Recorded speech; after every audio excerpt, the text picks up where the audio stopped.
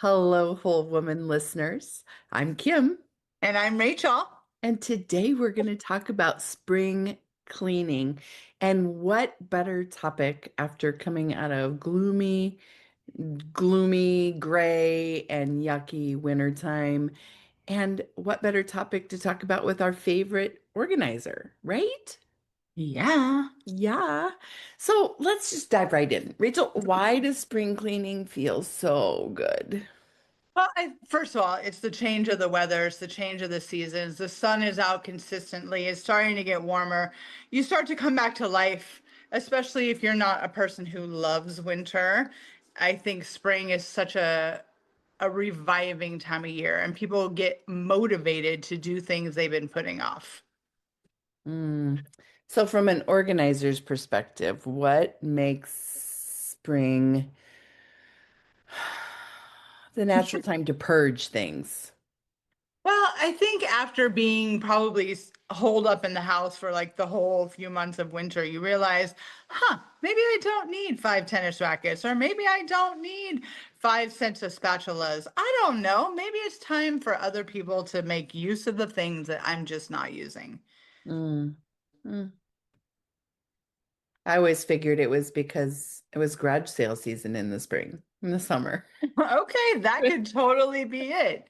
That could totally be it for sure. My mom had the biggest garage sales. Did yours? Do you do garage sales? Well, not where I am in an apartment, but believe it or not, our community is so big that they do an annual, they call it a garage sale, but it's like an apartment sale. It's pretty cool. Hmm. I love that. So, where would you recommend that people start with their spring cleaning? And why is starting small important? Because I think if you look at your whole space, whether it's an apartment, a home, a garage, and you just look at all the stuff, you're going to turn right back around and go, it's too much. So I always recommend, unless I'm doing a very specific job, let's start with one room. Let's get it purged. Let's get it cleaned out. And then, excuse me, let's organize it. And that way you feel accomplished because normally you can do something like that in 2 to 4 hours. And then you move on to the next room or the next space or the next area. And before you know it, then you have your whole home organized and purged and spring cleaned.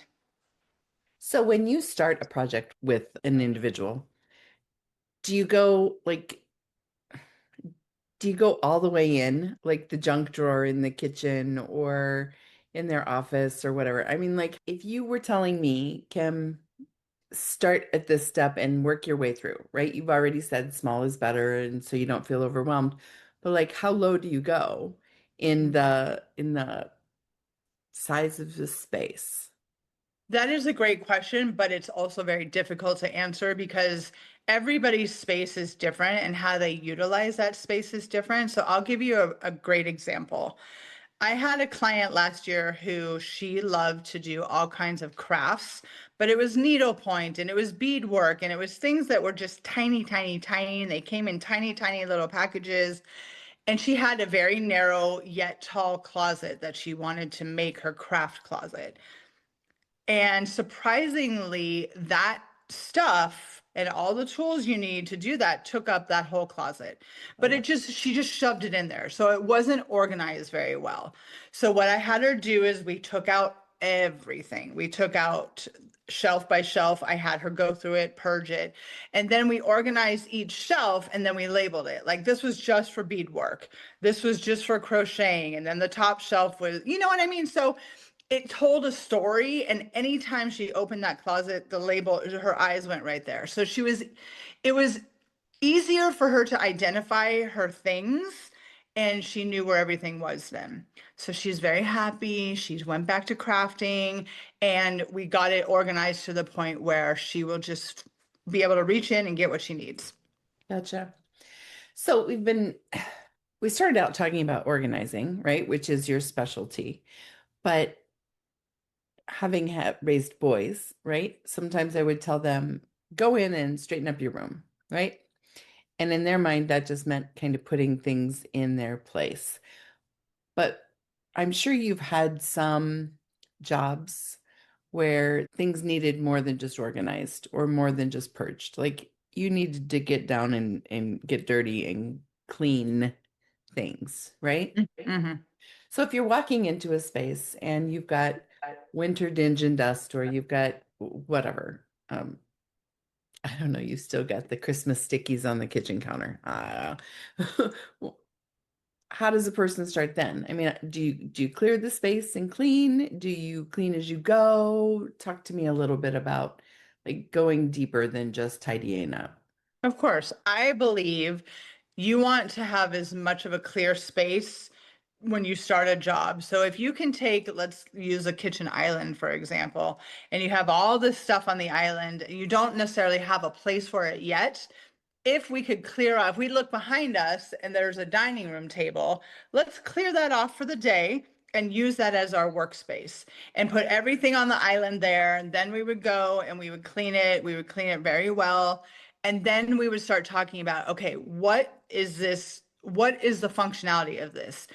And if it's for decoration or if it's for prep, cooking prep, Mhm. you have to kind of build it to what you want it to be. And so that's when we can kind of start and finish the project. Like, what is your vision for this? Let's clean it up. If this stuff doesn't belong here, then let's find a new space for it. And that may mean, well, we got to organize a cupboard or something like that. But it all works out in the end because eventually, I think so many people see surfaces as just a place to throw stuff. And if you start with a system, then that doesn't necessarily happen. I'm not saying it never happens, but it rarely happens where it just becomes a catch-all. Gotcha. So, what would you say the biggest mistake is for a person who, mm, my big mistake, right? You identified it right away. I love cute little containers that I can't see in, right? If a person was gearing up for spring cleaning and they knew they're gonna like throw open the windows, they're gonna like do everything, clean the windows, clean the counters, clean the baseboards, organize, purge, all the things. Do you have a specific list of things that you want someone to have on hand or that you bring in when you start a project? So it's not so often I start something, but I don't have what I need. So then once I leave to go get it, the whole rhythm and the mental fortitude is gone and I don't want to finish it, you know? I totally hear that. That is why I always do a visual consultation first, so I don't go in blind to the space, whether that's a Zoom video like this, or I actually go and do an on-site evaluation. And then that's when the person and I will make a list, and either they're comfortable with going and getting everything or ordering from, wherever, or it's they've tasked me to go and get it before I start the job. So the more prepared day of that we both are, it does make it go a lot faster. And I've had to learn that from starting my business to kind of being where I'm at now. It's like I now have the Rachel Organized by Rachel kit, which comes, I have my garbage bags, I have my cleaning supplies, I have my gloves, I have everything I need for basic jobs. And then when it comes to, like you were saying, containers and things like that, it's usually a pre-plan as well. Gotcha. That would be a great thing for us to include in the show notes. Just a nice list of things to have on hand before you dive in. Because Mm, like I said, there's nothing worse than being motivated, and digging in and then realizing, oh shoot, I don't have X, Y, or Z, you know? yeah, absolutely. So our whole point is talking about spring cleaning. Hmm. And I know that you've helped a lot of people get rid of things that cause emotional clutter, help them find a place. But how would you, if we're just going to focus on cleaning, right? And not really going through this stuff, do you have a system that you go into in your own home where you're going to deep clean something? Like, do you start at the ceiling and work down? Do you clear the space so that you have a space to work on? Talk to us a little bit about step one and how you clean, whether it's your space or a client space. Well, I'm not really a cleaner. Like Yeah, I don't go in and clean people's homes, but I understand what you're saying. If it were for a suggestive purpose, or if I'm talking about my own home, like again, I do the same thing I do with my clients. I pick a space that I'm going to really get in there and scrub or polish or dust or whatever. And I will give myself anywhere between 2 to 4 hours to do that project and get that done, kind of reassess how I'm feeling energy wise. And if I can take on another project, I'll do it. And sometimes, because in all honesty, I hate cleaning. I hate it. I hate it. So I buy as many things as I can to make my upkeep a lot easier. Like I love a Swiffer, just go in and spot dust. I love magic erasers so I can clean my bathroom sink real quick. Wipes, disposable wipes. I love because then I just wipe down the counter and throw them away. I don't have to get out a bucket of cleaning supplies and put on gloves and a hazmat suit to clean. It's just not who I am. I don't love it. So anything I can buy that makes my life easier, I'm gonna do gotcha. it. Gotcha. So like let's talk about windows, right? Because as you can see, I have floor to ceiling. I can see you've got, pretty Yeah, darn close to floor to ceiling. yeah. That's like my nemesis, right? Uh-huh. I love clean windows. I love looking at them, but they're Uh-huh. so hard to keep clean. Do you have a trick or do you have someone come in and Unfortunately, help we you? do not have anyone that cleans these windows, so yeah, and I'm not doing that. I'm not doing that. I'm not getting on a step stool and getting out the Windex. It's not Mm, happening.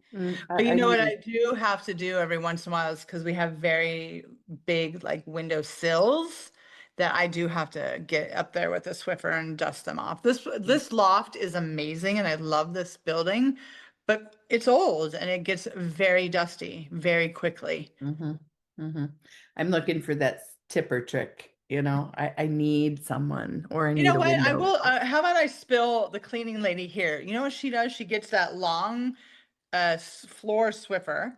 She Mhm. puts on whatever kind of cleaning rag that she wants, and then she gets up there with that and cleans the windows. Oh, that's a good idea. Yeah, so there you go. I Hmm. helped you out. Hmm. Okay, so for a busy woman like us, self-employed, retired, what does So spring busy. cleaning, yeah, what does spring cleaning look like? I mean, what's practical? What's fair? And what's realistic for a person to try and take on in a day, in your mind? Um, I really think that you need to ask yourself, is this something that I want to be responsible for? Or is my time more valuable and I just want to throw money at the issue? Because it's not a problem, it's an issue, it's a time crunch. And if you can, I would just say get a housekeeper. It's Mm. not worth the daily stress of like, I have to spend I work all week, I have, 10 kids, and I have to clean the house on Saturday? No, Yeah, I'm going to hire someone. You do it for me. Thank you. But like I said, I also have the cute little wipes and the Swiffers that if I see something and it's bothering me, oh, I haven't dusted that in a while. Boom, boom, boom. I'm done in 3.3 seconds. yeah, Um, but I guess there's also people who really, really, really need a clean, clean, clean house all the time. And because I'm not messy and I am organized, I don't have that desire. gotcha. I clean my toilet once a week, I do my shower, I clean my sink, but you're not going to see me scrubbing things and dusting things and polishing things. Probably once a year, I'm not going to lie to you, is when I do a big old deep clean. Yeah, I'm that way too. Or I'll pick a room that is just, I've had it and I'll do that room. And then next week I might do a different room. Like where I live in Iowa, when the snow comes and the ice comes and everything, once everything melts, there's just this layer of dirt on Mm, everything outside. So the windows need it, the decks need scrubbed, the doors need cleaned. I mean, it seems like a little bit bigger project when you deal with wind and snow and ice and crap because stuff sticks. yeah. So windows are probably my biggest thing, but like you, hiring it would be like it, my dream. I did that one year. My husband and my boys went somewhere and played golf, and I was home by myself. And it's like I had never been home by myself. And I was thinking, I'm going to get this whole place cleaned. It's going to be amazing. They're going to come back, and everybody's going to think, oh my gosh, right? And then I got a clue. And I called up this local business and these great people, and I said, how much does it cost for you to come in and clean my whole house from ceiling to basement, right? Like, because we have a two-level home. And it totally was not worth my time to do it myself because it was so reasonable. I Uh-huh. just came in and I left and I went shopping and I came home and I was like, oh, this Yeah. is amazing. Yeah. So, yeah, I yeah. know. I love that feeling. And when I can bring that to my clients when it comes to like organizing a space, I love that look that you just Mhm, had. I think it's just so freeing and just that whole feeling of like it's done and I didn't have to do it. mhm, mhm. I love that. So, okay, what are just a few small habits that a person can have, whether it's in cleaning or organizing or whatever the case may be, that make your home just feel like spring clean all the time? I love that.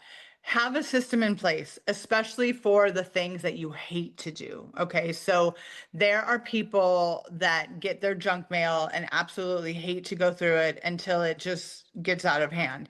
If you have a small container, whether it's a small basket, one of those things we used to use in corporate, it was like you put the to-do files in there Oh, yeah, yeah. and you can get them out of wood, plastic, whatever, and you have it on the island or wherever. Just once that gets full, you have to open everything and get rid of it and shred it. Have that system. If you hate hanging up your clothes, have a rack behind your door that you can throw your jacket on or your sweatshirt on. If you hate doing laundry, I have 4 baskets in my hallway that separates darts, lights, sheets, towels. So I don't have to sift through anything. I can literally just throw the whole basket in the laundry and do it when I feel like it. So if you start with little systems that make your life easier when it is time to actually do the chore, it doesn't feel so daunting. I love that. So what about the fridge? Talk to me about your fridge. Right? I saw that last time I think you had some pictures of a fridge you had organized or some cute little containers and slide in, slide out things that you can use in there. But the fridge is like next to windows. I don't want to clean a fridge. I clean toilets all day long, but I don't want to clean the fridge, right? Because they always say spill proof or whatever, but that like stuff like spills and it gets in the little teeny tiny cracks and you can't get it out and the drawers don't come out. Do you have a system for that? Do you have a You can, system for keeping your fridge tidy all the time? I do, but we're a little different. We don't buy a ton of processed food, so I don't have a whole shelf of condiments. I don't have, I mean, so I do have clear bins in my fridge because we get fresh eggs. I use lemons a lot. We have the drawer that's just for apples, and then the other drawer that's for salad stuff.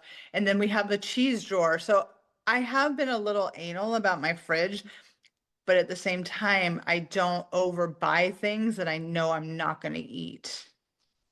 Does that make sense? Yep. Yeah. Yep. Yeah. You don't have stuff that's like growing in No, the produce drawer. no. All right. So, anything else you'd like to share? Any great little tips or tricks or motivational starting mechanisms that you'd like to share with our listeners before we wrap up for the day? Of course. I think it's so important to, if you do want to take this project on, sit down, think about it, talk it over with your husband. Tell him that you're going to be a much more pleasant wife if you hire a home organizer. If organizing and purging and figuring out where places things should go does not come naturally to you, don't be ashamed and kind of get over that mental hump that hiring somebody is a failure on your part. It's really not. Just like if someone asked me to do their accounting, I'd be like, you're coming to the wrong person. That's not my area of expertise. So there's no shame in hiring someone to help you. Second of all, if you're insisting on doing it yourself, we talked about this early on. Pick the smallest space to start with. Pick an island, pick a pantry, pick a fridge, pick a cupboard or a closet. Start there because you have to pull everything out to make it make sense Right. and to make it look functional. I don't even care if it looks pretty. But if your pantry, or let's say a hall closet, is a utility and a coat closet, maybe just picking one job for that closet is better. And it won't feel so like it's coming out at you every time you open it. There's lots of spaces between fridges and between washer and dryers that can be the mop and the broom and the vacuum. I mean, think about your home in those terms. Where am I going most? What do I need it to be? And how can I get it there so it makes sense for my lifestyle? I love that. All right, friends. Well, if you're listening to this, then spring's on its way. And that means it's warmer and it's brighter and it's sunnier. And it's just the perfect time to feel motivated and tackle that first little job. So let us know if you have questions for Rachel about organizing. And I'd love to do a live one day and just have our listeners like ask all kinds of questions. yeah, that That would would be be so fun. fun. Yeah. Or, if you do tackle a project, send us a picture, put it in the show notes or put it in Yeah. the comments. We'd love to see what you accomplished on your lovely spring cleaning day. And don't forget, I offer virtual services. I might be taking you up on that. All right, friends. Well, thanks. We hope that you picked up something out of this show today. And if you did, please share it with a friend or shoot us a comment. Let us know what you'd like to hear. Post our Whole Woman podcast on your social media so other people can find out about us. And thank you so much for joining us another week. Bye.